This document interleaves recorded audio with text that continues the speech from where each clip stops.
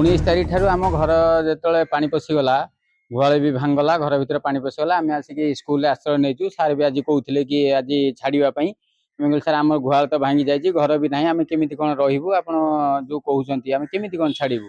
ना ये प्रशासन पहुँचुची ना आम पाल खंडे ना कि पीवा पानी अभाव जो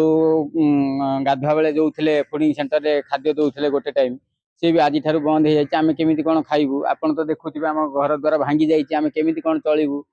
ना प्रशासन पहुँचुची ना कहीं आमको साहाय्य कर पाल खंडे भी ना सेटा आम सरकार को अनुरोध करुँ कि आमको मिनिमम तो बर्तमान पे तो बासस्थान असंभव किंतु पाल खंडे देले आम टिके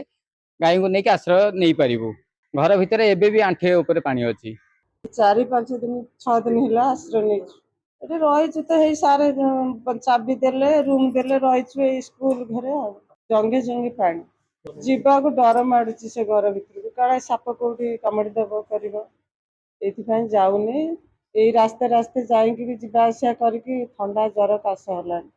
खाली जाए घर आड़ू टे अने पलि आस पुणी बन्या आसूची शुणिला बेलू तो मो रूम बाड़ टाकुरी उठुची मुझी कौन घर को मु खाली भावुची कौ दिन मो बासु को जिमी बुझल आ कौन आ कहमी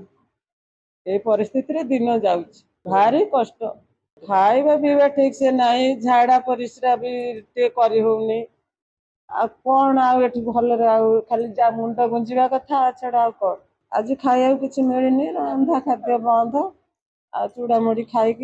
औषध टी खाई ये 4 दिन है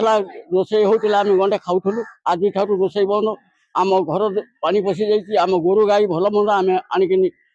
स्कूल आश्रय नहीं सार कहते तुम एवं घर द्वार छाड़ दियो आम गाई गोरु भल मंद आंको नहीं कौट चलू एवं घर बाहर पानी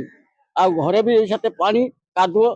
आम कौन गोटे आश्रय पाऊँ तेणुक प्रशासन को अनुरोध करुचे आमको साहाय्य कले कि पाला फाला खंडे देले आम टे कौन आश्रय नहीं कौन जगार टे रहूँ।